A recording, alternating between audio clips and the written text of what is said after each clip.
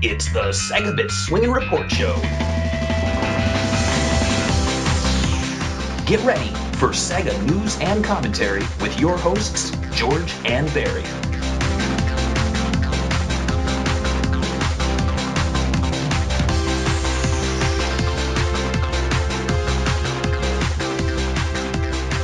Hello and welcome to the 46th episode of the Swingin Report Show. I'm George, and Barry's absent with us today. He was sick, and we had to put him in bed. But we have Jason. Hello. And Knuckles. Hi. From the Sonic Talk show. As you can tell, Knuckles is angry with me because I'm late, I think. Are you angry with me, Knuckles? I'm never angry with you, George. Okay. All right. Angrier than... I work a late shift, so this is still early for me. There you go. So nobody's mad, thankfully. Actually, I was actually late because it was my brother's graduation and they wanted to go to dinner afterwards. But I would have been here. So yeah, that's what I was doing. Yeah, it's just high school, but I had to be there, I guess, or it would be weird. Yeah. Hey, people can drop out of high school. So yeah, it's true. But it would have been weird if I'm like, no, I'm sorry, I can't show up. He's like, what are you doing? I'm talking about Sonic on a podcast. He'll understand. Oh, wait a minute. Are you recording or should I? Yeah, I'm recording. I got it. Okay, cool. But yeah, so I went to the graduation. I got this down. I have to do it. Barry doesn't want to do it. All right, no problem. So yeah, that's what I was doing. That's what I was doing. That's why I was late. Jason, what have you been up to, and what have you been playing? That's what we do. Well, obviously, last thing we did was go to E3 and check out all the new featured games, like SEGA games like Sonic Lost World and Company of Heroes 2 and Castle of Illusion and all that stuff. As far as gaming at home, I've just been playing The Last of Us. I'm not too far in because I've been really, really busy, and my PS3 is starting to overheat again. I think it might be time to get a newer model. I still have a launch 60 gigabyte. It would have been nice if they had that. What happened, Knuckles? I said you're overworking your PS3, man. Are you kidding? I have it on for like 2 or 3 hours at the most a day. You're overworking it. It's an old piece of hardware. It needs I'm not overworking it. As soon as the fan starts to get hot and low, I turn it off. Have you been giving it soups in the mornings? Giving it what? Soups in the morning. Soup. No. Yeah, it's like an old lady now. You have to take good care of it. Take off its sock. Time to put it away. Time to put it down. I think it is. I think it's time to get a newer model. Your PS3 is crying right now. Fuck it to the PS2 backwards compatibility. And I've been playing the new Super Luigi U, which is a add-on DLC to Super Mario Brothers U, and that is actually pretty awesome. It's very, very tough. How much very did it challenging, cost you? But it was $20. Okay. There's 80 levels, and they're all like in short bites. You have to get through each level in 100 seconds. But because they're such short bites, the challenge kind of makes it rewarding. Because it's challenging, but you know you can get through it if you try it like 1 or 2 more times. So it's kind of like I guess a Luigi version of like Super Meat Boy, where you're basically really short levels, but they're really hard. Yeah, not as short as Super Meat Boy, and not quite as challenging, but still really pretty tough. Okay. But yeah, that's a good comparison, I think. So they play that game. They're like, it's definitely the toughest Super Mario Brothers since the Japanese Super Mario Brothers 2. Well, I'm glad. Luigi's always it's kind of weird if you think about it. The Mario game is pretty easy, but then Luigi, the silly brother, gets the most serious game. Yeah. I kind of feel bad for Luigi. So kind of makes Luigi look tough because also when you play the regular Mario game, if you die 5 times in a row, Luigi's comes in and asks if he can take over, and the computer as Luigi takes over for you and finishes the level for you if you want him to. That's pretty funny. So do you think it was worth $20 so far? Yeah, easily. I mean, there's because that is kind of a lot for DLC. Well, yeah. Well, they're also making it its own disc standalone disc in August for $30, and even at $30, I think it's worth it. How much do you think they're gonna print of it? I don't know. You know what? I might actually buy it on disc as well, just to have a kind of my own, collector's copy, because I have a feeling it's going to be low print. I'm surprised you buy stuff on eShop. I just hear a lot of bad things about the way Nintendo runs the eShop. I don't buy as much digital as say Alex or GX does, but I mostly buy the smaller games. Okay, so yeah, that's fine.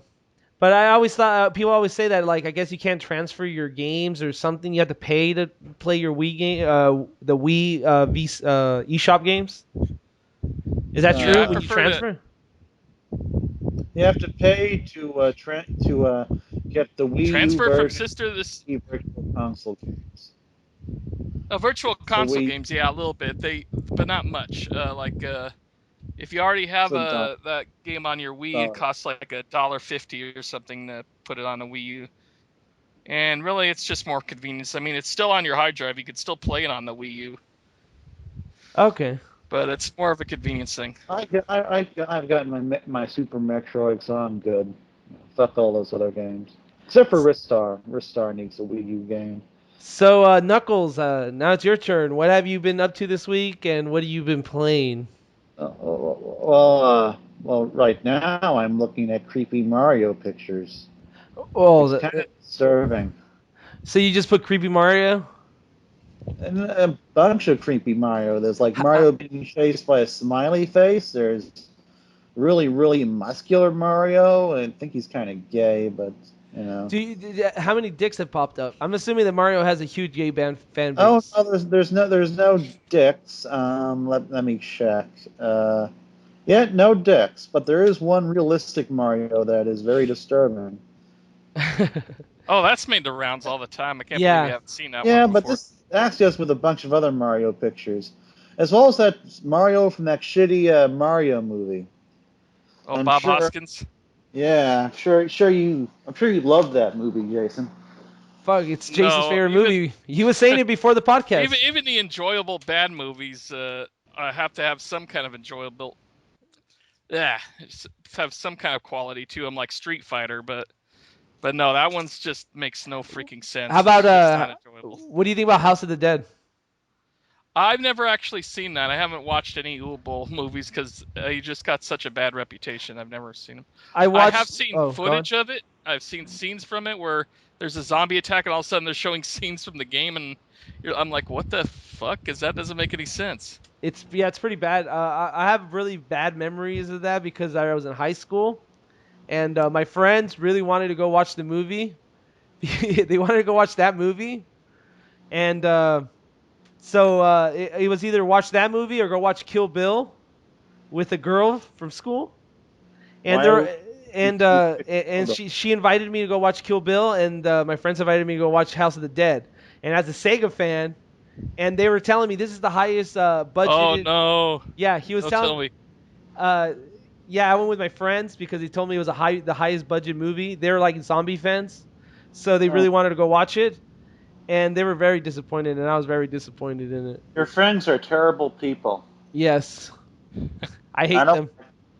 Yeah, I mean, Okay, I saw anyway, Kill Bill with a girl. That would have been a lot better. thankfully, while you two were talking, my internet was going all shitty crazy, so I couldn't hear anything that you said. But thankfully, that didn't matter in the context of the podcast. So That's I true. guess what else have I been up Oh to? yeah, what you been playing and what you been up to? While Shigs is contemplating sending his poor PlayStation 3 to the home, I have saved 4 Game Gears by sending them to eStarland.com for video and audio capacitor repairs. Are these guys giving you free repairs if you like mention No, in the they are not. podcast?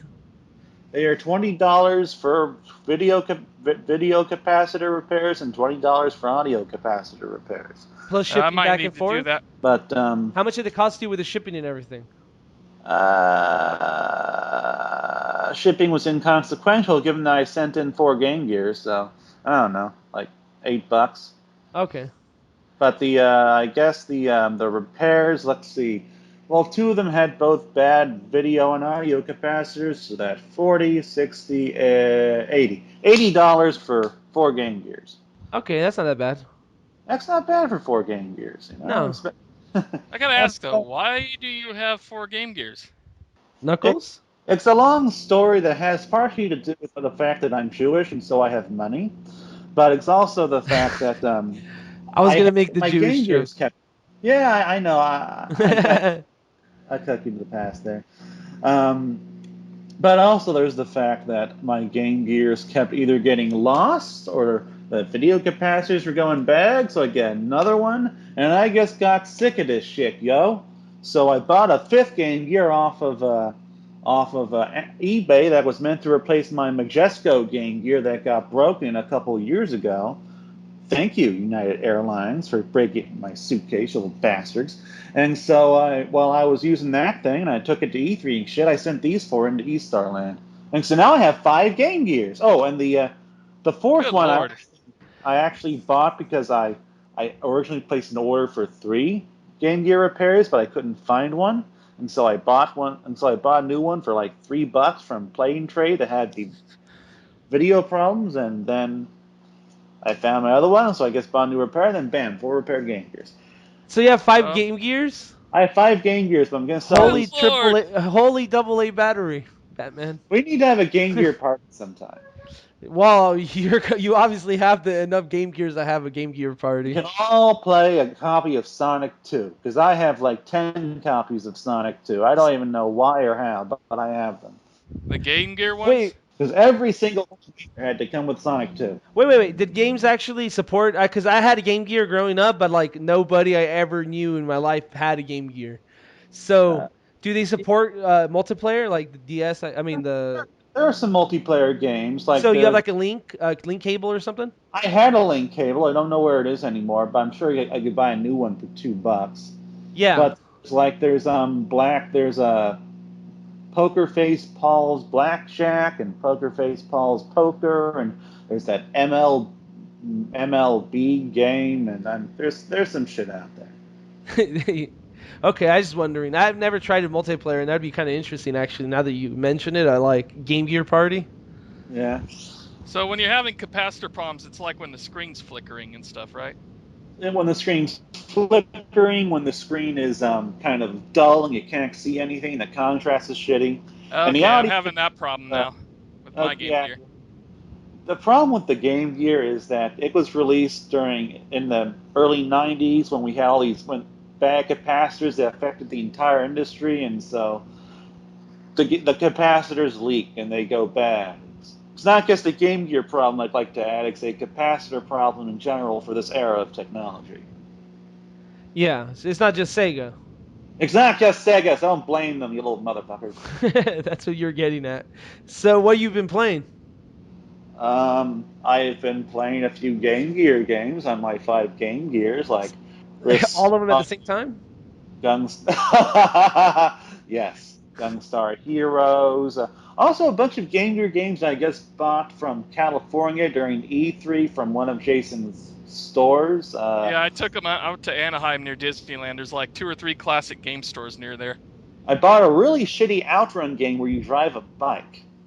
Oh my god, that sounds like my dream come true. I've only played 5 minutes, but you drive a bike and it's called Outrun Europa, so it's automatically shitty to me. So wait, was his pub developed by AM2? No, it was actually programmed by some European third party and published by some third party called US Gold. And the only relation Sega has is the title. So. And this was probably like a game when Sega used to like sell out their franchises and because like Zaxxon was on. Is that how you pronounce that game? It was, huh? Zaxxon, yes, you pronounced it correctly. Okay. That game was on like other publishers created games in it or published it at least. Europa. That's the same with Virtua Racing too. Yeah. Europa was a couple years after Sega's tendency to sell their games to other companies. But and let's see, what else? Well, I've been attempting to play Halley Wars, which I can't get to function, unfortunately. I've also been playing this pinball breakout type game called Devilish, and damn. Oh yeah, and Power Rangers, which is surprisingly good. there's a The Super Nintendo one? no. The It's a Power Game Rangers Gear one. I played a little myself when I was at his hotel. Like for years, I've been ignoring this game because the Genesis version of Power Rangers is a piece of shit. But this one's actually a lot of fun. It's very fast paced, and it's like a bunch of one-on-one fighters, but some kind of like a beat 'em up. It's a lot of fun. I'm not even a big Power Rangers fan, but it's actually manages to capture some of the essence of the show. Oh, that's pretty cool. For that's not very hard. Well, both of us have been playing. I guess we both got a copy of Castle of Illusion, starring Mickey Mouse. He got a $10 nice and clean copy, and I got a $7 one with a scratch on the cover, but it still works. Knuckles is like, oh well, Knuckles is visiting, so he should get first dibs on the good one. No, I just wanted to save $3. I guess Knuckles is not the Jew in this conversation. I'm not the Jew when it came to Castle of Illusion because I like my cartridges to look. Yeah. So you guys both have been playing it? No, I have not. I just bought it because it's not a game I've seen very often. I did a little. It's pretty basic, but it has if you're bad at it, it has a practice mode where you can just play 3 short levels and you instantly beat the game. The regular part of it's pretty tough. Okay. Well, there's actually, I was going to talk about 2 of the games I've been playing real quick before we move on to the E3 talk. All right. Yeah. I've been playing. I finished actually this morning. I finished The Walking Dead. Nice. That was my game of the year last year. I love that. I kind of want to get that because I love Telltale, but I'm always kind of iffy when it comes to creepy zombie stories. It's pretty depressing. I would say that right now. Yeah. I think the first 3 I think the second and third episode are the best. The cannibal story and the duck story. You know those 2 episodes? Yeah. Those are definitely the best ones. I thought the 5th one was kind of a cop-out. I thought it was kind of like there was no puzzles. It was all talking, and it was all very, like, unbelievable, I guess. Like, he just walks into a mob of zombies and, like, hacks them away. It's like he would have gotten eaten. And, he had nothing. Well, I think it's the situation is he had nothing to lose, so he just went out. He just went for it. But, I mean, let's be honest, because there's people that died with less zombies than that. Because he can get bit all he wants now. He's oh, sorry, spoilers. You can't spoil it for people that are listening. People turn to zombies in Walking Dead. It's nothing new. I thought that the bad guy, the last guy you finally meet up, I thought he was kind of a cop-out. In what way? I was in the way it was kind of like unrealistic. Okay, there's gonna be. I don't know. I'm not gonna say spoilers, but I'll tell you off the air. But I just thought his character was like, oh come on, would somebody really do this? Like follow these people from states to states when there's no civilization left. And I thought it was. And I don't know. I just wish it didn't come back. Like I thought they just wrote that in to make it come back. Knuckles, what happened? George, it's a zombie thing. It's not going to be realistic. If zombies real, we just kill them. I think it's just one where he snapped and he lost. So the guy lost so much they wanted some of that back, so he just. Yeah. So he just tried to get some of his family back or whatever that, even though it wasn't his family. Yeah. Okay. And so I played that, and there was a humble bundle, and they were selling all the Serious Sam games for like $6. Man, I'm trying to play through the first one. It's like the HD remake. It looks nice, but god damn it, dude, is that game cheap as fuck. Like, they'll put bad guys behind you in a pillar and then tease you with like a life and armor in front of you. So the first thing you do is run towards the life and armor, but there's fucking bad guys behind you where you can't see them in the corners, and they're just blasting at you and basically take all your life anyway. So they just it's cheap. That's all I got to say about that game. But I'm enjoying them, and that's it. Now we can talk about E3. All right, so we originally recorded a podcast for this, but for some reason it wouldn't upload to YouTube. We did that I think Tuesday night. I'm gonna be honest right now. It was my fault. I edited a video together. It was 1 gigabyte. It looks nice. It had like footage of what the games you guys were talking about. It took me like 3 hours to edit, and I went to upload it, and it took my stupid connection, it took almost literally a day. Can you believe that? Oh my god. Yeah, I can believe that. I mean, when I make a video of like Fighter SEGA mix and that, and I make like just a 7-minute video, it can sometimes take forever just for the movie maker to save, and then could take up to 2 hours for it to upload if it's in HD. Yeah. So it took 24 hours, and like the last, I don't know, I went to go check it after it was supposedly done, and it never processed. So there's probably an error somewhere in my connection. So I try to upload it to Google Drive, and then Google Drive will just kick me off anyway all the time. So I'm assuming my upload is just very, very terrible. That's possible. Like I said, we went to Tuesday. We had some appointments. Alex is really good about making those appointments and getting us all ready. But we had I got there at 10 a.m. because I thought it was 10 to 6, and I was going on like 4 hours sleep, and it was the only time you ever got there on time. Oh, that's not true. I mean, the other times I got there maybe true. The other times I got there maybe a half hour late, which is not very late at all.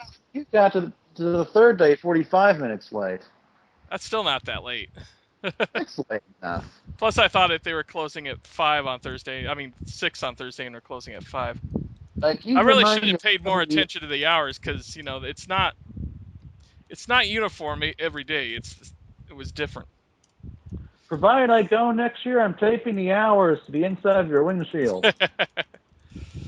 Yeah. Anyway, since we had that extra time, we made some early footage by the Sonic Lost Worlds escalators and just Kelly Parker and Jillian Weifeld. Yeah, Jillian Weifeld. Both showed up right as they were coming down the escalator, right as we were about to finish recording. So that was pretty cool. You can watch all of this on thesonicstadium.org. So now you're advertising your website on my goddamn podcast? I'm going to have to charge you $25, dude. No. Every time Sonic Stadium comes up, you're going to have to start putting it in the tip jar. I got the SEGA business cards this year. Oh, they look nice. Barry's a good designer. Yeah. I got to see a SEGA Neptune at E3. It was glorious. Wait, they had it at E3? They had it in a display case at E3. Huh. They also had a Dreamcast development kit. That was neat. Yeah, and what was the Neptune? We already mentioned that. Yeah, that would have been sweet. They had a whole retro video game museum that was really sweet. I wanted to spend a lot of time there. Good. Yes. They had this big old couch with a giant boob tube playing Atari 2600 games, and the one guy couldn't figure out how to start a game. I finally had to reach over and press the reset button on the 2600 to get him going. That made me feel old. Did you own a 2600? Yeah, I had that when I was a little kid. Okay. I have a 2600, but I got it as a hand-me-down from my, let's see, how do I say this in a way that makes Jason sound old? And from my mom's girlfriend's husband. There we go. I used to even get some of those Activision patches where we'd get a high score and take a picture of it and send it into Activision. Nice. Yeah, like Kaboom and River Raid. That was before Photoshop. Have you ever, when you were a kid, were you ever thinking like, I wonder if I could, if there's a way I could take a picture and make it look like a score that I want it to look like? Nah, I think that was pretty hard to do back then. Oh yeah, I know. That's what I'm saying. Like, but when I was a kid, I always thought of weird stuff like that. Now it's like, just get on Photoshop and do it. Yeah. Yeah, but we spent most of the time at the SEGA booth. Yeah. I have a question about the booth. I haven't seen any walkthrough videos, so I wanted this question answered. How big was it? It was average size. It was fairly large, but very roomy. They could have fit more stuff in there, I think. Well, okay, and then my next question is, what the fuck did they even have to play there? Like, I'm assuming they like Rome, like 2 and Rome, Heroes. Yeah, Rome had its own room. Sonic. It was a massive demo room, by the way. It was pretty big. Yeah, Sonic Lost World had its own room in the corner with the big Sonic statue rotating. I don't really say that was a room because it was kind of open air and stuff. It wasn't. Well, you know what I mean. Yeah. Company of Heroes had 2 rooms, and one for single player, one for multiplayer. People can wait in line for. Kind of overkill, really. Yeah, But- and Castle of Illusion was like four standing booths by the side of the of where they were doing the meetings. It was the only place where you could play an Xbox 360 or PlayStation 3 at the SEGA booth. It was for Castle of Illusion. Oh, Yeah, both versions of Castle of Illusion had different demos. The 360 had a different demo from the PS3 version. Really? I remember them all having the same demo. No, the PS3 one had the one I played the most of, which was the toy level where you had to bounce on the Jack in the Box heads and stuff. Huh. And then the 360 demo was the one where you had to get not get attacked by the knights and such. so In any case, I was just gonna ask a question about the two versions. Like, was the 360 version and the PS3 comparable graphically, or was there one better than the other? Because there's sometimes I buy a PSN game or a 360 version of it, and it's like, oh, one of them looks way better than the other. They looked pretty identical to me. Okay. the only way I could tell which console was running on was by looking at the controller. Okay, then that's a good sign. Yeah. And it looked great, so So we played a ton of Lost World, of course, and that's looking great. Yes. Thank you for taking my advice, Sega. Even though I'm not sure if I even actually openly lobbied for this on Sonic Talk, but this is something I've been wanting for a while. Oh, like a Mario Galaxy type Sonic? No, fuck Mario Galaxy. He doesn't like Sonic. you saying that, dude. Stop saying Mario Galaxy. You mean you wanted a slower Sonic that was easier to control? Yeah, he is easier to control. I like the fact that if you want better run speeds, you just have to hold either the R or L button. Well, to me, it was the bigness. To me, it was a huge waste of development time to make these gigantic, massive levels that you blast through in 3 minutes. That's true. Well, yeah, you could still do that in there. I'm sure you could still do a good speed run using the spin dash and that. But at the same time, there's so much room for exploration. You could play that first level, the Windy Hills, like 5 or 6 times and still find new stuff every time. There's so many alternate paths. All that controllable. It's what the spin dash used to be. Yeah, I mean, if you ever seen the videos of Lost World, you could there's just certain areas where you can look around and there's like 4 alternate paths right in front of you that you could take, which is pretty sweet. Did you guys talk about alternative paths on this level they've been showing? Did they confirm how many alternative paths they've done? Well, there are alternative paths. You just have to run to the underside of the level, and there it is. Yeah, but I was to say, did they say how many paths you could take in that game? Like, there's always routes, right? Is it like generations?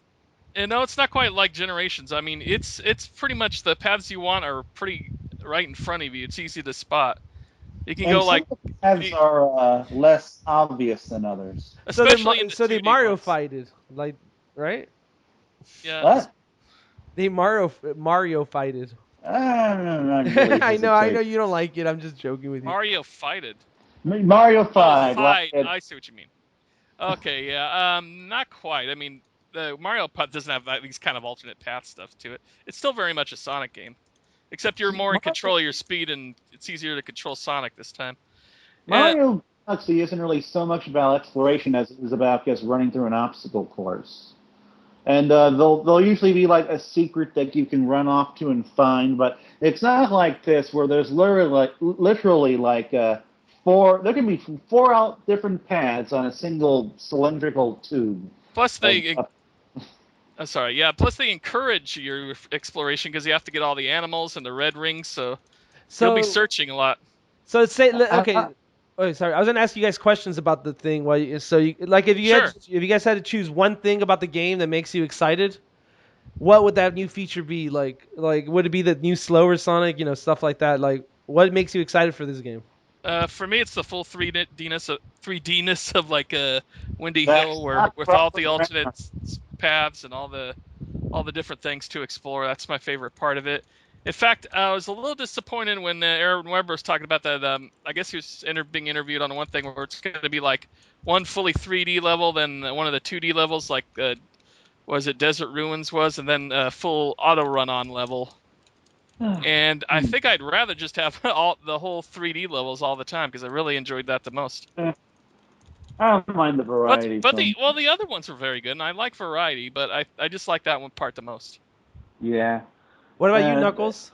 Yeah, pretty much. Yes, I love the 3D levels. I love being able to explore and mess around with things because that's what I used to do in Sonic games. I used to mess around with things, and it's harder to do that in these other Sonic games, at least when they're in full 3D. So it's nice being able to just run around full 3D as in a Sonic game. It's been a while since I could do that. I think when Comic-Con comes up, I'm going to challenge Aaron Weber, see if he can do a really solid speed run on Windy Hill. One of my favorite discoveries that I made at E3 was that I was running around this one area and I found a golden cannon thing, and it took me to this whole new area that I had never seen in any of the demos before. Yeah, I did that too. And then on what was it called Desert Ruins, I was trying to get up to this one level to free these animals, and I discovered I could do. There's the stomp move you can do, but I discovered if I did that like 3 times in a row, it would make you jump super high. So I found like a new move just doing that. And you can read more about this over at Sonic. No. or my hands-on, which is a little too gushing even for my taste. Oh yeah, you can read Jason's superior opinion on Sonic Lost Worlds and our hands-on on our site. But you can read my awesome opinions over at Sonic Stadium. Don't say it like that. Mario and Sonic thing. I swear to God, dude, if you do a podcast with Sonic Stadium, I don't know if you guys do that. You're gonna have to start saying Sega bits, but every at least every 10, 15 minutes. All right, I can say it. Sega bits in a nice sort of impotent voice. Sega bits. No, you gotta say not manly, but maybe more robotic, more menacing. There you go. That sounds great. So we're going with impotent and girlish. Impotent. Hold on, okay. Guys, I gotta go away for a sec. There's something beeping in my house. Go for it. Hopefully it's not a bomb. Okay. Or I don't know, some sort of burglar thingy. So, was there a big line for the Sonic Lost World game? Not really, but I kept getting kicked off the. It was a little hard for me to play the game when I first got there because it kept getting kicked off by media guys who had actually made an appointment to play the game. And that's why I made. Next back when I made a discovery, wait a minute, I don't have to wait in line. I'm fucking media. Next year I can just fucking schedule my plays and I can kick other people off. And then I can laugh like a big man. Actually, that's not. I'm surprised you didn't do that. You would have gone through the Sega stuff way faster, and then you could pretend. I didn't know I could.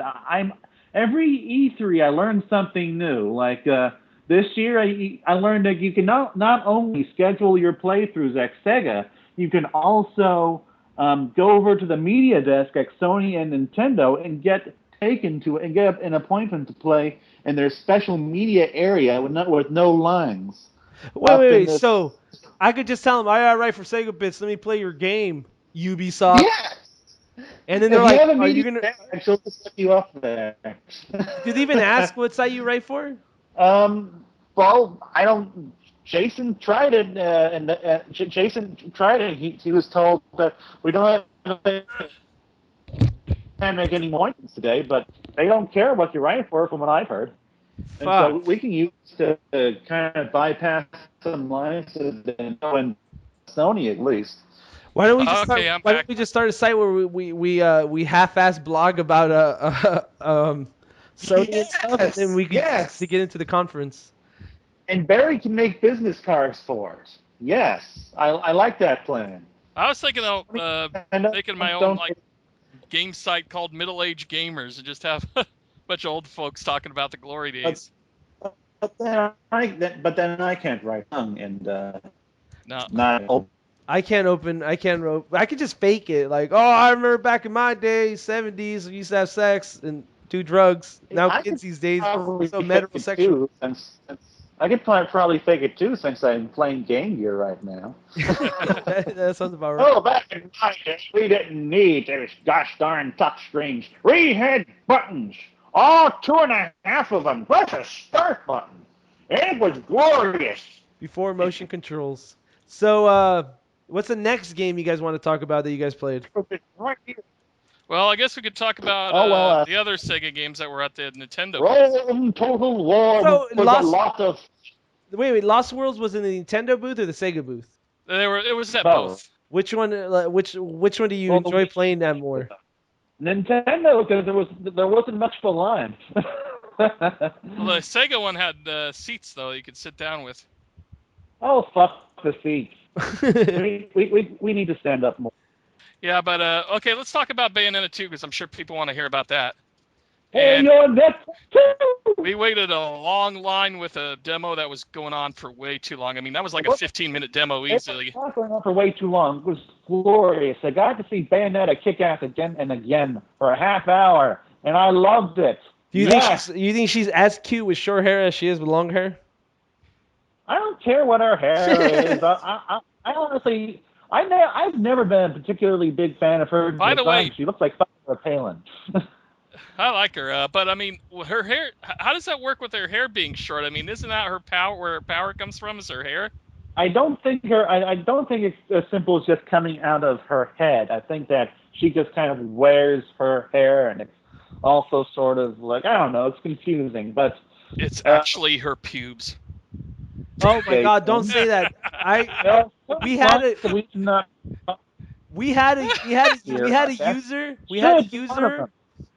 a user on our forums that used to hate that game because he thought that the hair was actually her pubic hair. So there's people that believe that. God, at least I'm joking. There are certain lines that we do not cross, sir, I think. George, are there lines for these podcasts? No, there's no lines. We try not to offend people. Like that can be like a hateful, racist asshole. Yeah, like you don't have to be all like, goddamn black people are always hogging up the lines. You can't do that kind of stuff. Oh, okay, so there is a line. Yeah, there's a line. I'm going to start going on a racist tirade. Oh, well. Anyway, Rome Total War was a lot of fun. Well, I thought we were going to talk... we're not finished talking about Bayonetta 2. Well, let's see, Bayonetta 2. It was Bayonetta, except it was on the Wii U and had new content. So it was awesome and automatically better than anything else E3. So it pretty much controls the same, right? Yes, it controls the same. They've messed with the Umbra climax a bit. I mean, it's not in a way I particularly care about, but I don't know, there's some sort of hardcore Bayonetta fan out there that's going to be, they messed with the Umbra climax and how it works and the magic gauge. I'm not buying this game because it sucks and it's casual because of the Umbra gauge. I mean, I don't know. Well, since I knew it was going to play like Bayonetta anyway, I just went ahead and tried out their touch control modes. And it's basically like playing Bayonetta with an iPad. It was weird. Yeah, I didn't bust that. I figured with a full preview it would work well. Oh, the combos, you just hold down the right on the enemy. You'd hold the stylus onto the enemy, and she would automatically attack them and make a combo herself. It was fucking boring. It was boring that way. I mean, that's no way to play Bayonetta. It's a bit of a shame that they didn't use the touchscreen for anything more interesting, like, I don't know, activating magical powers or something. But or like bouncing. Because when we're dealing with something as well made as Bayonetta, really just don't fuck with a good thing is a pretty good motto to have, I think. So, if you love the original Bayonetta, you're gonna love this game from what I play, because the set pieces are epic, the bosses are epic, everything's there that you'd want to see. So, what did you use a second screen for when you were playing it? It's just for off-screen play, which I'm going to love because I love off-screen play. But but they don't use the second screen for like a menu or anything while you're playing. No, it's the exact same. It's the exact same video that's playing on the big screen.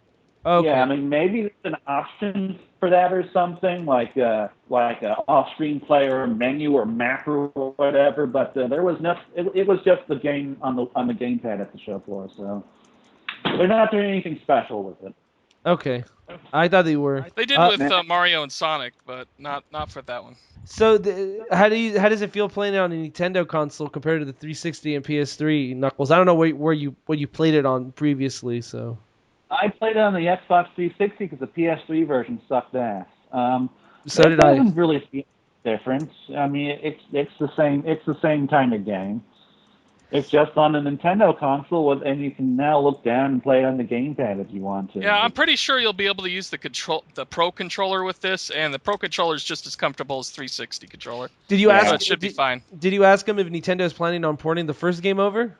Is that maybe like an downloadable? Literally, Nintendo's not like SEGA where they talk to you. Nintendo, they put people on the show floor who only know what's in the demo specifically, and maybe what's in the press release, and they can't talk to you about anything else. Yeah, it's basically like pretty girls who get knowledge about that particular game that don't actually work on that particular game. There wasn't anybody on the floor for Nintendo. This is better than Nintendo because they actually put developers and producers and community people on the show floor. I don't know. I think I like the idea that they hire pretty girls to tell me about the demo. I'm just joking.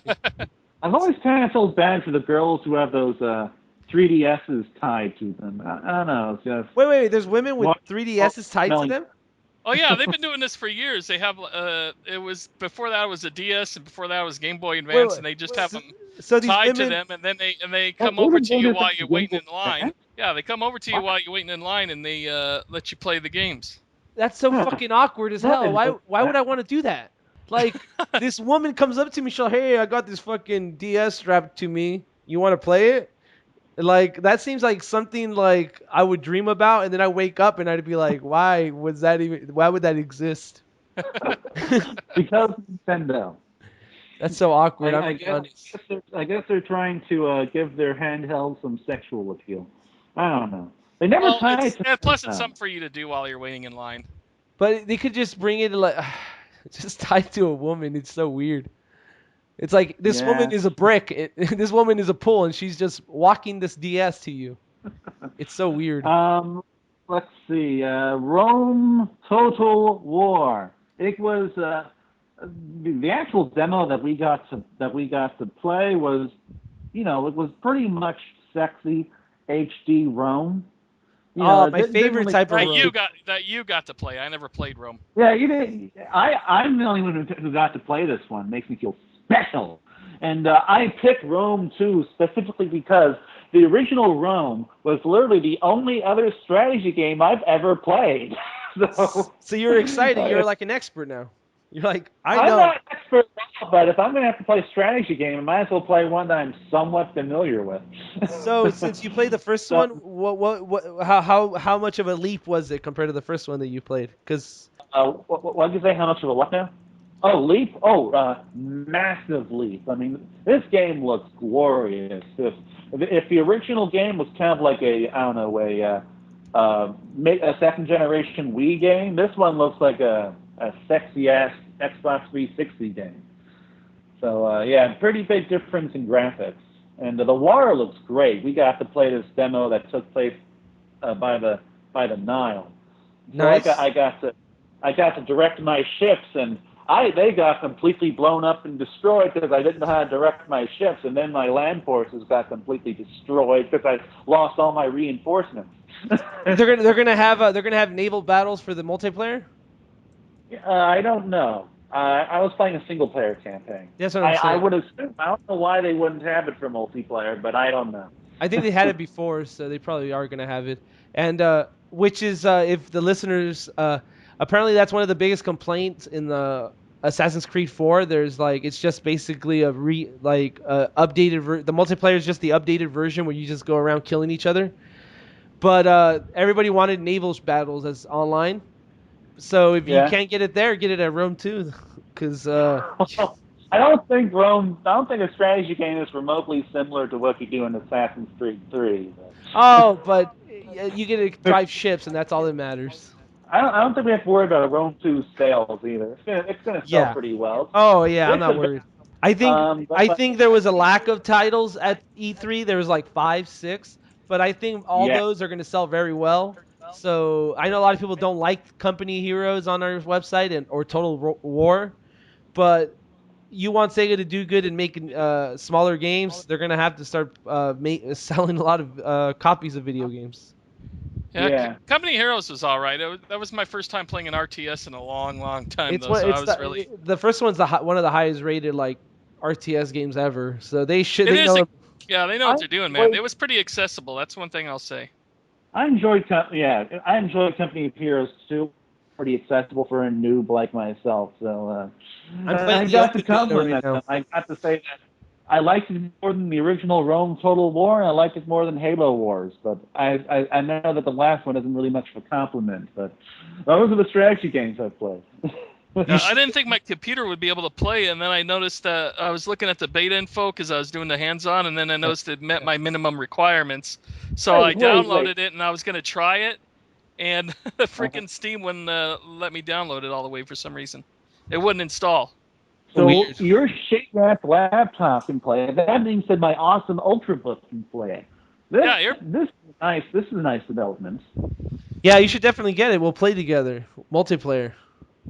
I might have to wait for it to go cheap because my minimal requirements means it's probably going to run pretty slow. Oh, that's something I forgot to talk about before. Fuck. I forgot to talk about the game when I was talking about games I've been playing. I've also been playing on PC. This is actually Sega related, so I should just mention it real quick. Binary Domain, the invasion mode with Taro. He's a guy in our forum. He stopped for a while, but I have him on Steam, and he said if I wanted to play with him. So we've been playing that for a couple days, and man, that fucking thing is fucking cheap as fuck. Like, you get to level 25, and they get these Hercules, like these big robots that throw missiles at you.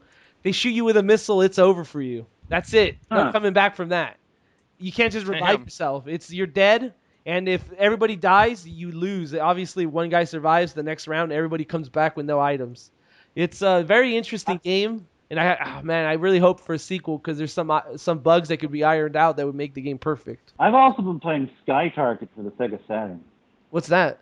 Just throwing that out. You'll have to find out because I'm doing a video with it. Oh, so all right. There you go then. We'll find out. I got to start playing more Power Stone because I got to do a Fighter Sega mix on that one. But I don't think I'll have it up this weekend. I might have to wait another weekend because, I've been so busy these last 2 weeks. Yeah. E3. Oh, yeah, and we were talking about Company Heroes. Didn't they show off did they make you play as the Russians or against the Russians? There was multiplayer, and I think Nux played as Russians, and I played as the Germans. I was gladly a communist, and considering I'm Jewish, I probably shouldn't play a Nazi. That's true. You should say, that worked. I'm a Jew. Before, did he tell Sega you were a Jew? Unfortunately, before we could fight each other, the server crashed, and we had to just play our own solo. Yeah, I would have rather fought you because you probably would have been easier than that computer. Hell, I barely got to do any skirmish because they kept winning points by making more command bases and stuff than I could. Because I was so inexperienced in multiplayer. Single player, everything's made for you, and you're just taking your army guys out to fight. Where in multiplayer, of course, you gotta build your barracks and get your engineers doing your stuff and building your army. Since I'm inexperienced, I was just getting my butt kicked. I think that's the problem. Single-player demo, I was literally running around the wrong end of the map for 10 minutes. Just taking my men around the ice, just wandering around. Freezing to death. Yeah. So I think that one of the problems with RTS games is that like you have to learn all this stuff, and it's like, oh, I have to learn stuff. It's not easy like when you play Uncharted or even The Last of Us, where it's like, oh, you get simple commands and like Bayonetta is easy to pick up and play without even like knowing anything. Yeah. But these RTS games, it's the way you build stuff and speed. What happened? Last of Us requires a lot more thought than Uncharted.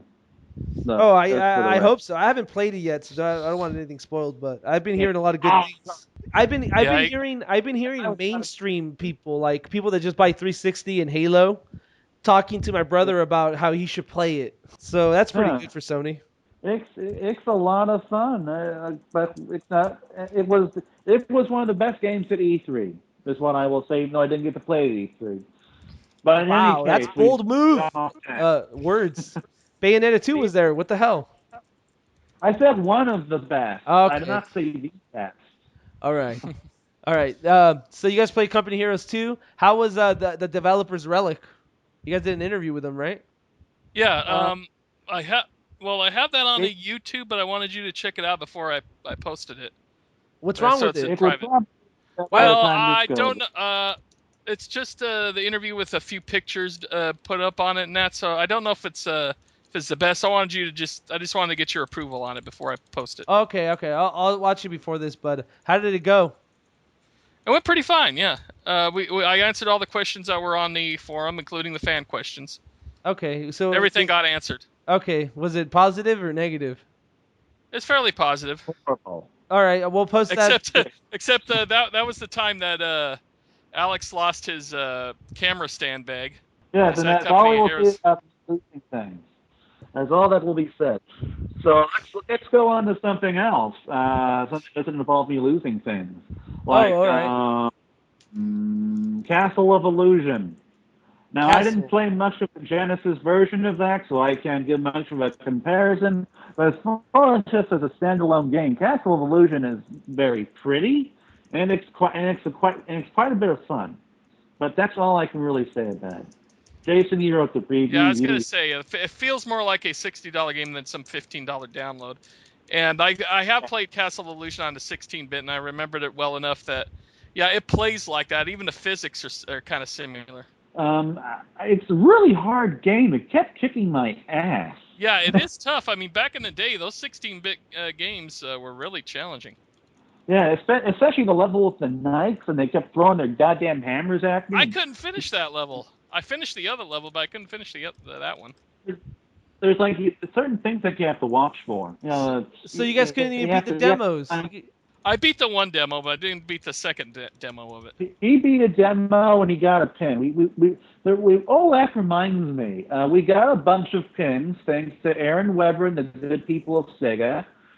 They have Jason, how about you talk about how awesome the pins are? Yeah, these are official Disney pins. I mean, they got the mouse ears, the rubber mouse ears in the backs, like they sell and trade at Disneyland. So they're really nice quality. You guys are gonna hook me up with a pin, right?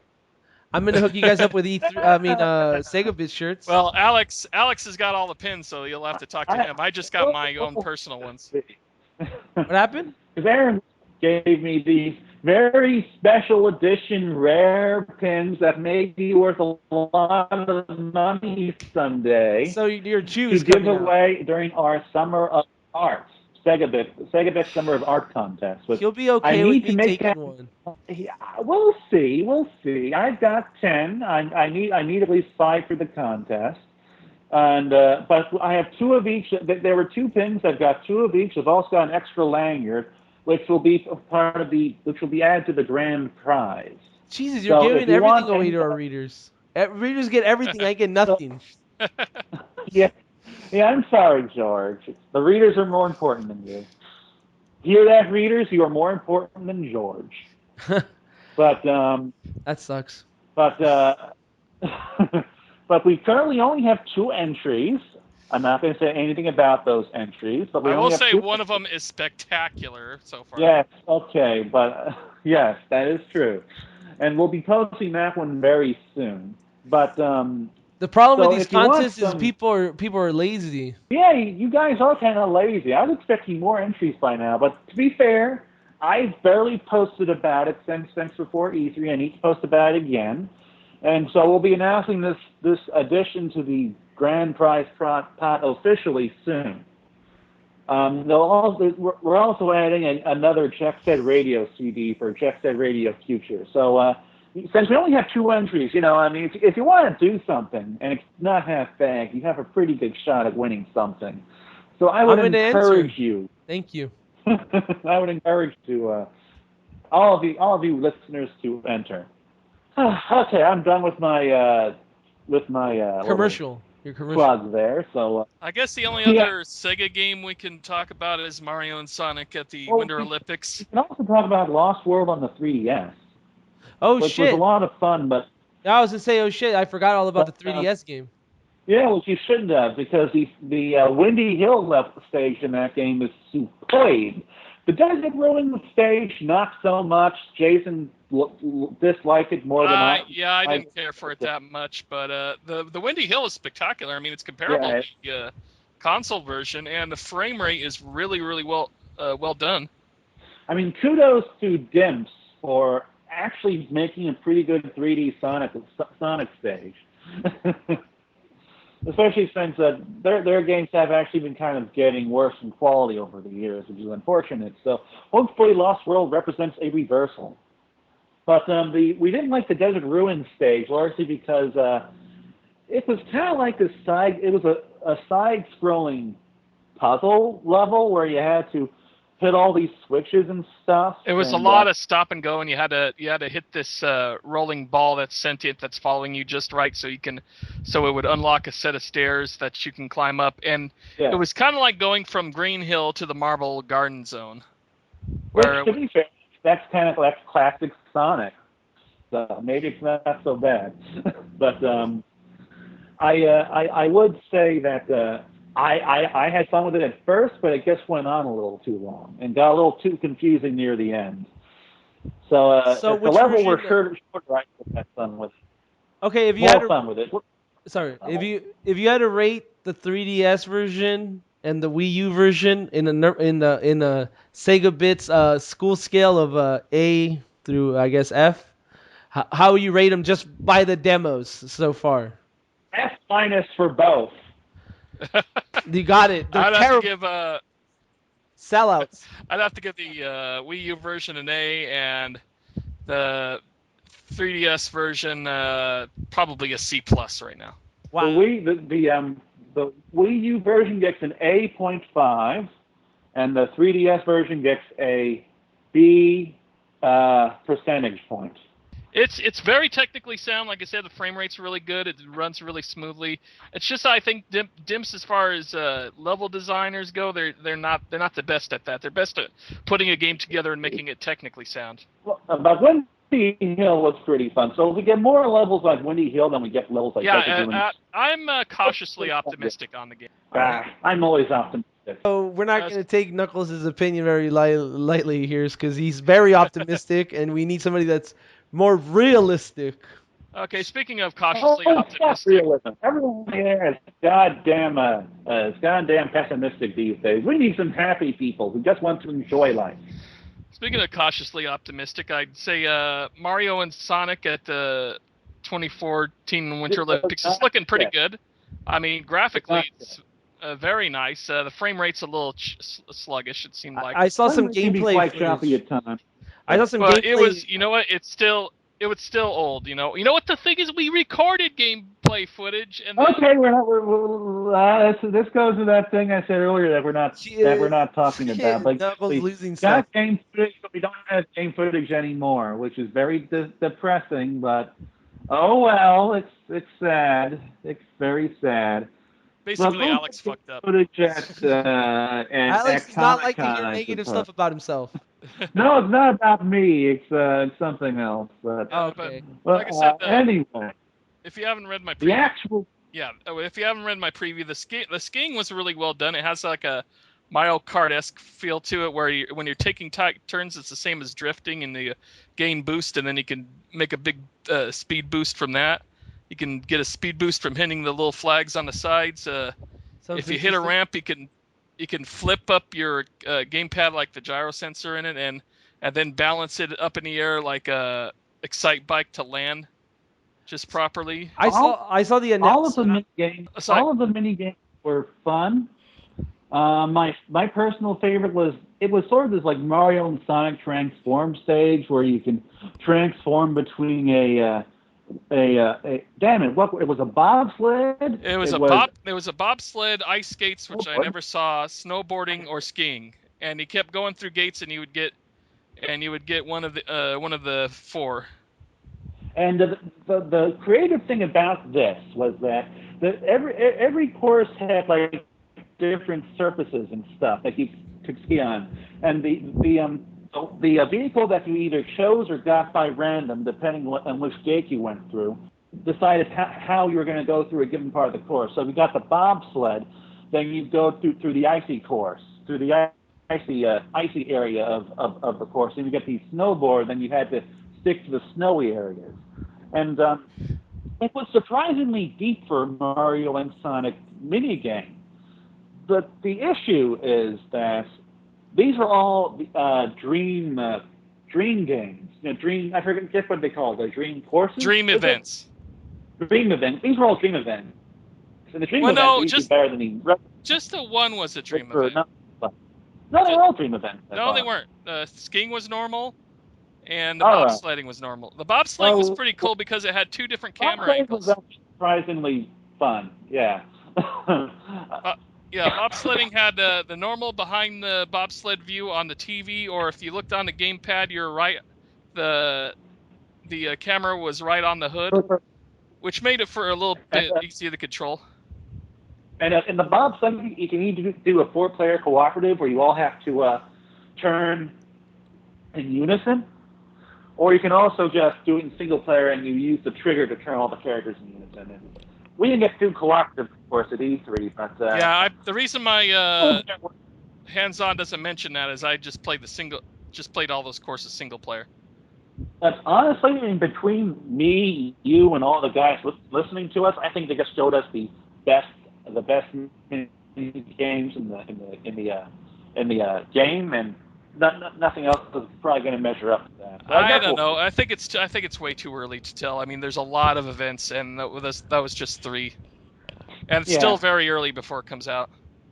I guess no. I want to see Shadow do something fancy and girly. Like you wanted to have Shadow doing ice skating partners with the Sonic. No, he has to do it with Big the Cat.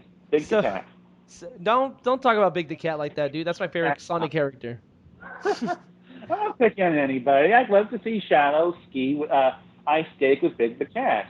Why do you put him? I'd like to see Shadow pick him up and twirl him around. Why do you put him with such a terrible character? We're talking about a serious character like Big the Cat with some like with Shadow the Hedgehog, the worst characters ever. Okay, how about Shadow the Hedgehog and Eggman? Okay, I'm fine with that. Though Eggman has a pretty good voice actor, I always liked his voice. Even though when the Sonic had really bad voice acting, awesome. Even though when Sonic really had bad voice acting, Dr. Robotnik always hit it out of the park. Yeah.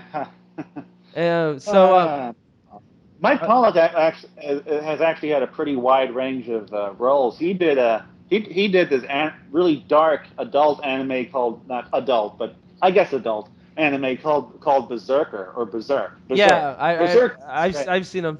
Oh yeah, I watched them. Like the movies. There's a couple of new ones in Japan, I think too. Yeah, they're remaking the entire manga in a series of movies now. Yeah, that's pretty cool. I think. My buddy Corey Holmes made me watch one of them. Wasn't bad. No, pretty dark though. I was gonna ask. I was gonna ask about the game. Did you guys Did you guys talk about why the frame rate's is terrible? I think it's not terrible. It's just sluggish. It seems under 30. I think it's 720p. I think it's possibly because it's still early. Yeah, that's what I was thinking. But they showed the announcement trailer, on the E-Direct or whatever it's called. You could tell that the game is not running at over 30 frames per second. Yeah. The game was definitely running very slow at points during the show, but when I actually went back to play it the next day, because my initial comments on our E3 Day 1 thing were from watching about 30 seconds. It definitely doesn't look too bad over the course of the entire demo, but definitely gets slow at points. But something that people have to keep in mind is that this is pre-alpha code. Even Sonic Generations had a really shitty frame rate at E3 compared to what we ended up with. That's very true. So it gets better as they make the game, and it doesn't come out till next year anyway. So did Sonic 06 improve from E3? Did Sonic 06 improve from E3? No, it never got any. In fact, I think the E3 demo was an improvement over the full game. Yeah, the E3 demo actually tricked me. I'm pissed off about that. I remember you used to talk about it pretty highly before it came out. Fuck Sonic 06. Fuck it hard up the ass. Very angry about it. So now that I almost dropped Sega over that game. have you now that we discussed all the Sega E3 games, or did we miss anything? That's pretty much all of it. That's everything. Yeah. We could talk. Aside from Sega. Go on. I was gonna say, yeah, we're gonna do the besides Sega, but we're already kind of running it. We try to keep it under an hour, and we're already over it. So I'm gonna ask you guys questions at E3. That way it'd be a little bit quicker. All right. If you had to list 5 games that you liked at E3, you had to rank them from best to worst, including Sega. Now never mind. Let's not include Sega because it'd be all Sega games, and we all know we like Sega games. What would the games be? Best was probably Mario Kart 8. I was really surprised with it. It's the best graphics out of any of the Wii U games out so far, and running at 60 frames per second, and I think possibly 1080p. I'm not 100% sure, but it looked really good. I mean, the characters look like they came out of a CGI cartoon. The most disappointing was probably Crimson Dragon because I was expecting another Panzer Dragon. We're not talking about the bad ones yet. That's the next one. So that was your best game. That was not Sega. This will take a while, but I guess the best and then the middle and then worst. How's that? Okay, 3. Well, we'll do 3. I'll just talk about whatever games that come to mind because I don't think this is gonna work. All right. The middle was probably Knack for the PS4. Okay. Which was all right. I mean, it wasn't spectacular or anything, but I like the CGI animation look to it. I'm probably gonna still buy it at launch. I pre-ordered it. I pre-ordered it with Knack on Amazon. So yeah, I did pre-order a PlayStation 4 today. Anyone who's expecting a really, really creative, innovative Studio Japan kind of game is going to be kind of disappointed. But if you don't mind just a fun, Mark Kearney worked on Sonic the Hedgehog 2, and that's the best game ever made. Well, yeah, it plays. It's pretty basic, but the other, like I said, the most disappointing is probably not the worst, but the most disappointing was Crimson Dragon because I was expecting another like Panzer Dragoon style game because it's made by the same guys. But the problem is, what was wrong with it? When you play Panzer Dragon, you're steering the dragon and aiming with that little reticule, and then lining up a bunch at once, and then shooting them all out. And this does the same, but the aiming reticule is now on the right analog stick, and you're steering the dragon with the left. And it's like, what do they call that? Patting your head and rubbing your belly at the same time, or whatever. I can do that. I'm doing that right now. Did you ask? Anyway, it feels awkward doing that. Plus, the aiming is a little too hard to control on the stick.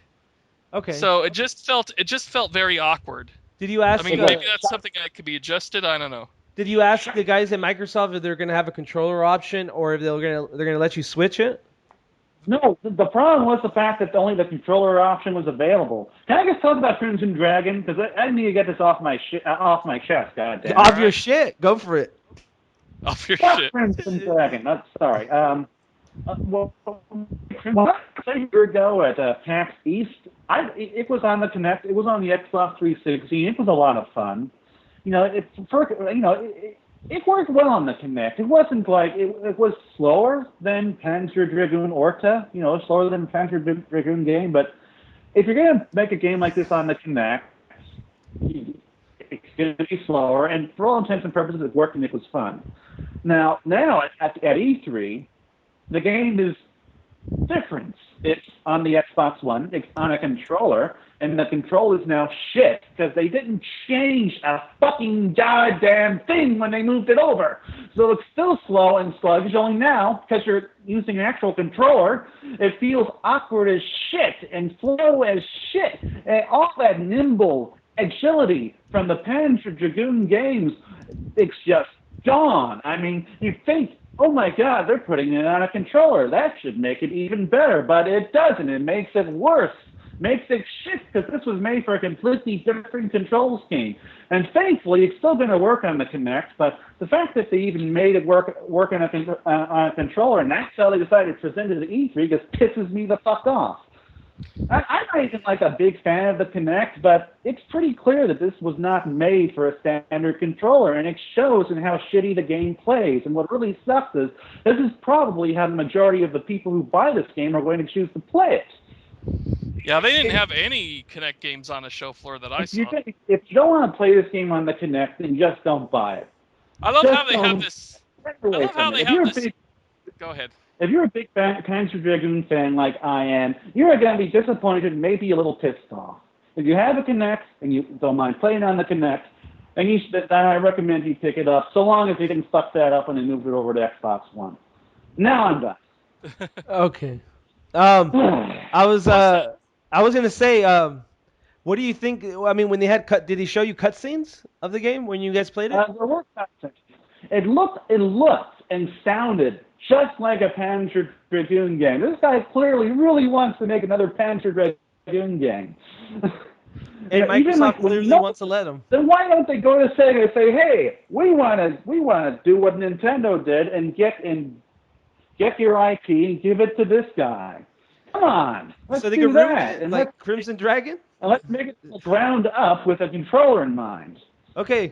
Okay. Oh yeah. So they had the same like German like gibberish talk, I guess, the made up language or whatever. They didn't talk, but you know, like in Panzer Dragoon, you lock on the things, you shoot your laser, and the laser hits. That sound was rich, right, from Panzer Dragoon Orta. It sounds exactly the same. Like every sound I could hear in the game, it sounded like a Panzer Dragoon game. The music, the sound effects. I didn't hear much talking, but it sounded like one. And it looked like one too. Did he talk English or did he talk English or just different language? I don't remember hearing any language at all, but I don't believe... I didn't hear anything because the headphones didn't work for me for some reason. And it was the same headphones. I don't believe that the original PAX East demo of the Xbox 360 version even had voiced dialogue. I think it was just text, so... I don't even know if this game's going to have voice dialogue. I'm not sure. All right. That was just my question because there's been a story that was just released a little bit ago about the director wanting to make an RPG if the game does well. Yeah. You think it's going to do well? Probably not. You think he should probably just made the RPG? Well, look at it this way. At least you can rent it first to see if it ends up better. We originally weren't going to get that option. Well, I think this is a digital-only title anyway, so I don't know if that's going to be an option. Oh. So, the original Dragon for the 360 was digital-only, so I don't know if they changed that. Well, if it's digital-only, there'll be a demo, right? If it's arcade, then yeah, there would be. Well, there would be a demo, huh? Yeah. Yeah, there should be a demo. Yeah, so we'll know. That's one thing I like about it. But I should probably talk about my positive experiences with E3. Okay, tell me 3 games. I will say I love the new play. Okay, well, 3 great games. Well, let's see. I did spend most of my time at the Nintendo booth when I wasn't at SEGA because of the Bayonetta 2 and Lost World and stuff. But I love Super Mario 3D Land World. Super Mario 3D World. It's me and Shigs got to play some multiplayer on that shiz, and it was fun. We were coming in with pretty low expectations on that one. So oh God, yes! I was talking smack about that when I was playing Sonic Lost World, because like Mario 3D World was right across from Lost World, so I was like, yeah, piece of crap.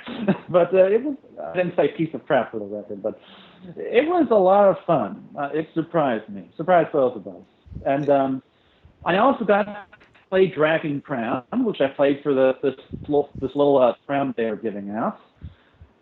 That's also a lot of fun. It's from the people who made Muramasa and Odin Sphere, except it's multiplayer, and it plays a lot like a 3D beat 'em up. You know, I mean, a 2D, a side-scrolling beat 'em up, like a. With people who are anatomically incorrect as much as possible. Yes. There is this one lady that's very. They are all very anatomically incorrect, but the witch has huge boobs. There's a barbarian girl who has a huge ass and a giant thighs, and then there's this dwarf. I don't care about that. There's this dwarf who's like 3 feet tall but shaped like the Hulk. Hell so yeah. it's just regular. It's just crazy. It's very PS3 90s. exclusive, by the way, and it's a lot of fun. I mean, George, we got to play some of this shit. What console is Dragon Crown coming for? PlayStation 3 and PlayStation Vita. Unfortunately, there's no cross-buy, so I'm gonna have to choose my console. I usually buy my games for the Vita because I prefer handheld gaming, but I don't know, this game was pretty damn gorgeous on an HD TV. You got to get it to PS3 because that's what I'm. And let's see. Continuing with the Sony theme, I also played Tearaway, which the demo was fun, but this is really the kind of game I think works well at E3. I kind of wish I'd played that one. I did get to play the Batman Blackgate for Vita, and that was really awesome. Is it just a port of Origins? No. It's a side scroller. Oh, okay. It's a completely different game. That sounds pretty good. And of course, in order to get my next generation fix, I also played this weird evolution game where you played like a snake thing, and it didn't make much sense to me. It was an indie title. And we also got to play Next, which you've already heard my my impressions on that. As far as indie titles, I got to play Octodad, which is you're playing as an octopus. That one was fun. That's pretty hilarious. All right, so we're gonna close. Is Knuckles? I was about to play DuckTales. That game is hard as shit. That thing just kept kicking my ass. That definitely has not changed much from the NES version. Man. It looks really gorgeous. I wish they made more 2D games that used hand-drawn graphics. All right. Well, we're kind of running a little late, so we're going to close it up by talking. I just want you guys to do Halo Sparks all the shit.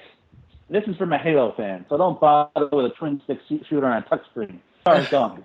I was going to ask, what were your impressions about the Xbox One, like who do you think had the best lineup of all three consoles? I'm assuming it's gonna be Nintendo because Nintendo's already had a year to like the first year so far has been kind of rocky for the Wii U. I give Nintendo the nod right now, but as far as the other two go, let's just talk about it because they're coming out at the same time. This is probably more fair. Yeah, I did prefer whatchamacallit, Wii U's lineup right now, but on the other two, they're both kind of meh, for the first year. If you had to get one, if you had to have one, which one made you go, I have to have that? Well, PlayStation 4 originally because of all the Xbox DRM crap, but now that that's kind of out of the way. If this DRM thing had been knocked out before E3, I probably would have had a bit more interest in the Xbox One lineup outside of Crimson Dragon. As far as exclusives go, neither one is wowing me. I think that's the third parties. Yeah. The for third party support, I think it's still going to be PS4 for me. I think the PS3 I'm getting the PS4 mainly for Infamous Second Son. I think I really like the first two. You know what's funny? I didn't care that much for the first two, but the trailer really sold me on that game. Have you played the second one? Unfortunately, yeah, I played the second one. I actually like the first one more than the second one. Oh, really? I really like the second one. I enjoyed it. What happened? Part of the problem is a lot of the bigger games are being shown behind closed doors, and we couldn't be arsed to sit in line for them. And a lot of them, like Killzone and Infamous, weren't even playable. We just went in there and saw a presentation. One thing I said I really liked about the Sony booth is that not only was it very large, they gave equal space to PS4, PS3, and Vita, and they had a whole bunch of mascots all over the place like it was Disneyland over there. I think they had like 10 mascots, I swear to God, at the Sony area. Meanwhile, the Xbox booth was, for some reason, smaller, really, really cramped. They tried to get as many kiosks as they could in there, but everybody was cramped up. And then the 360 games, they're barely noticeable. We're in just this tiny little corner, and you had to just shimmy to get in and look at a game. I mean, we actually got stuck. And it was mostly Diablo, which was boring.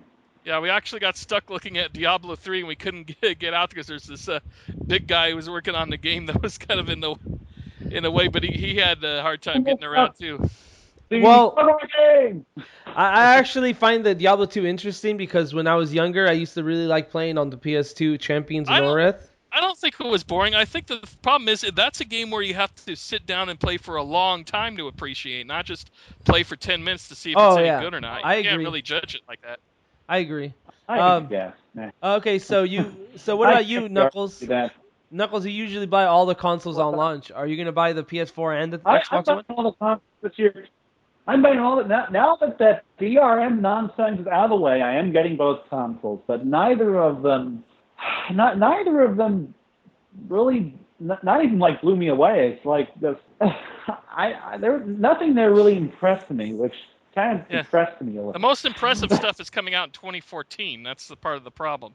Well, I think it's the same thing with the PS3. Like, when the PS3 was announced, I wasn't really blown away. I thought Resistance looked okay, but I thought, like, Halo was looking better, the Halo 3, or I don't know what, because it came out a year after the 360. Yeah, so I think Call of Duty and Battlefield 2 are going to kill Killzone by quite a bit. Battlefield 4. Yeah, everything I've seen of Killzone is just, again, But, Killzone. I don't know, Killzone. Like, as far as games I didn't actually get to see, but I got to see like trailers of from the E3 show. The Xbox, that game from Insomniac looks interesting. It did look interesting. If those are in-game graphics, then that is some really beautiful stuff right there. That's in game. Yeah, I was saying on the forum, I think the problem with Microsoft is they're not transparent enough. They just give you the information that looks good, and then they turn around and be all like, "Oh, it's not even we told you in your face."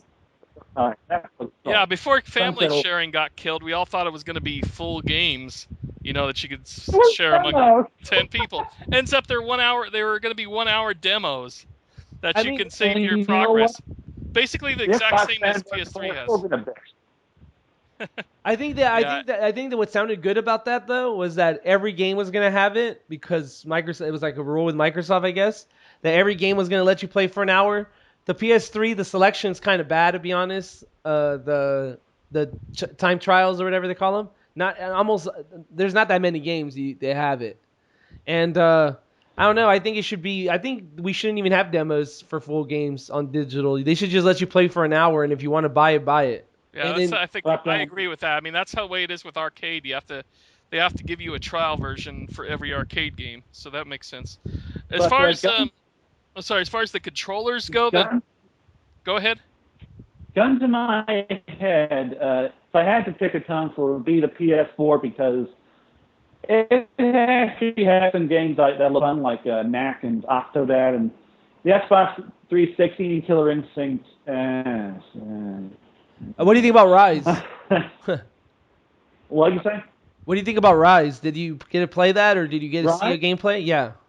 I did see the gameplay. It looks pretty, but man, it's all quick time events. Really? That's what I was really scared of. Yeah. I mean, it could be that they just picked quick time events because that's just what looks nice in the trailer, so we'll see.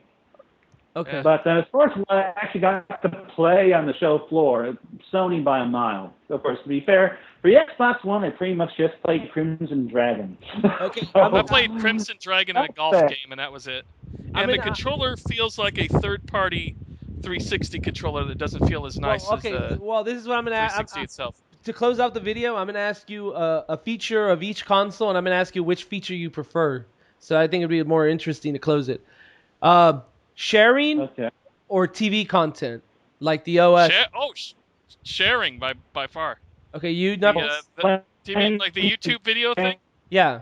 The way Sony's doing it and promoting it. The way everything's all... You know how Sony has this whole social thing? I don't know if you've seen the video for their main menu. It's more about what your friends are posting than it is about your content, it seems. That's what they're promoting. I mean, it makes it kind of more like a social thing, like a Facebook type of thing almost. Yeah. So plus, being able to record your footage and put it directly on YouTube or whatever is great for like let's plays, or if you have to make game reviews in the future, like if some SEGA games comes out and you want to do that, that's going to be a great advantage. I think the Xbox actually does it too, but like they're doing it differently the way it all is. I think I think one's doing it too, but in a different way. Yeah. Yeah, but all right. So we got that. Which controller do you prefer the better? The 360? I mean, the 4 or the 1? You go and answer. The PS4 has a much fatter handles than the old PS3. It doesn't doesn't cramp your thumb as bad. The LNR L2 R2 buttons are now concave and way up here, and they feel much more comfortable. It's a way better controller all around than the DualShock. Better than the 360?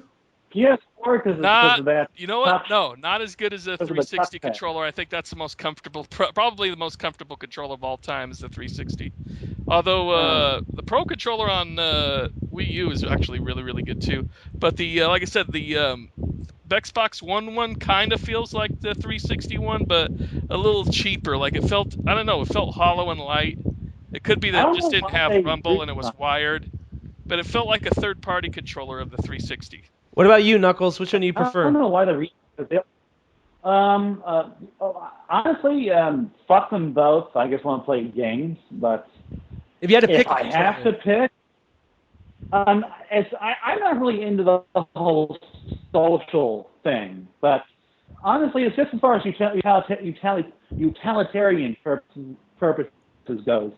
Definitely the PS4 sharing, because you can take video, you can take screenshots, you can share them, you can put them up on the SEGA website, and you can stream. We could actually stream content for, like, I don't know, a contest or something to our YouTube channel. And that all sounds very, very useful. Unfortunately, it's only going to work with PS4 games, as far as I know, and SEGA doesn't have any PS4 games being made right now. So, at least not. I will say it does look like there's a possibility for PS3 backwards compatibility with that Gaikai cloud thing. They're thinking of putting PS3 games in there. But you're gonna have good. You have to have good internet.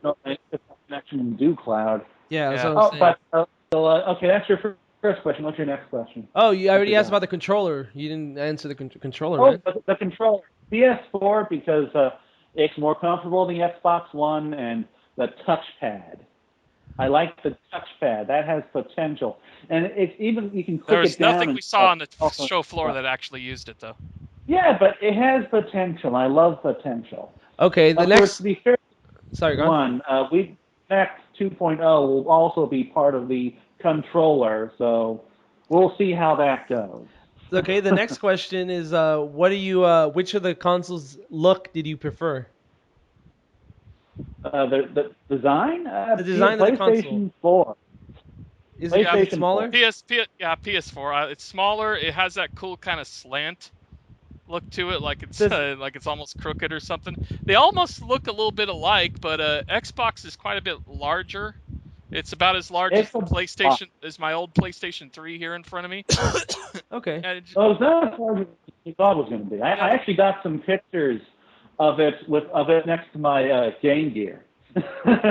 Wow, you had your Game Gear on hand? Right, yeah, so somebody was like, "Oh my God, is that a Game Gear?" Yes, it is. That's awesome. Someone actually recognized it and was happy to see it and said, "Yeah, I was all into the Game Gear back then. All my friends were Game Boy people." No, the Game Gear is better because it has color and faster screen. And he's completely right, by the way. Fuck the Game Boy. Anyway, I will say those who are worried, the Xbox One is just a little bit bigger than the 360, so it's not that big of a deal. And only a little less powerful than the PS4. It's supposed to be well, if rumor is correct or what they're saying, it's gonna use 3 gigabytes for the OS. That's a lot of gigabytes taken up of the RAM. And I think the rumor is because Sony hasn't talked about it, but they're saying that the PS4 is gonna take up 1 gigabyte. So you have better quality RAM, and then you have 2 more gigabytes extra for developers. I think it's gonna start adding up like in 2 years. I think it's probably gonna be like the PS3 versus PS3. Yeah, I think you're going to see a situation where you might see some games with a better frame rate on PS4 versus 360, kind of like how it is with the 360 versus PS4 now, where the 360 games sometimes are a little better. There's situations where the 360 version looks better that the One version looks better than the PS4 version, like what also happened this generation with games like Bayonetta. Well, that's because the PS3 was hard to develop for, and that was a mistake that they apologized in the future. Yeah, they ported Bayonetta for PS3 to some outside source, and they did a good job. Other games did but the cell is also like very hard to develop for. I think that's the advantage the PS4 is going to have over 3 by a lot. Yeah, because it's basically a PC. Yeah. Well, they're both pretty much PCs now, but yeah, hopefully the PS4 is going to be very developer friendly. I imagine. Have we heard anything about that? Developer friendly? Yeah. Yeah, I know it's indie friendly because Microsoft hates indies. Well, they're using more PC parts, like off the shelf, like almost off the shelf PC parts, because they say it's cheaper to manufacture a console. So all these parts are already like mass production, so they're way cheaper instead of going with like a cell processor that nobody uses. Plus, you don't have to have a camera attachment for the PS4, so that's. I was gonna say that next. Right do you guys prefer the motion okay? Because right now, Wii U is not pushing motion, and neither is PlayStation. The only one that's pushing it and forcing you to be in motion is Xbox One. And like you guys said, there wasn't that many demos of games for Kinect, and it's kind of like, what the hell's the point of you guys charging us the extra $100 for Kinect when you guys don't even have games to fucking sell me it? Kinect is a very hard thing to demo because it needs a lot of room. But did they have a lot of Kinect games? I didn't see any Kinect games, but I know Crimson Dragon has Kinect functionality, so other games probably have Kinect functionality too. Maybe that's a thing. Maybe that's a thing where you can every game will have either a controller option or a Kinect option. Or at least Kinect functionality. Well, there'll probably be some where you have to have Kinect, like one of those Just Dance type games. Yeah. I think the last. So what was your question exactly? Oh, if you prefer Sony and Wii's or Nintendo's new stance, like they're moving away from motion control, like or do you prefer that Microsoft is trying to still do motion? I've always enjoyed motion control, so long as Kinect 2.0 works, I'll be happy to see it. I'll be happy to use it. I have a little cramped room I got all my video game consoles in, so it's not going to work too good for me. Yeah, but I have a big living room, so it'll work great for me. Okay, last question before we stop the podcast and we leave and go to sleep or something. Which first parties do you like better? Nintendo versus Sony versus Microsoft?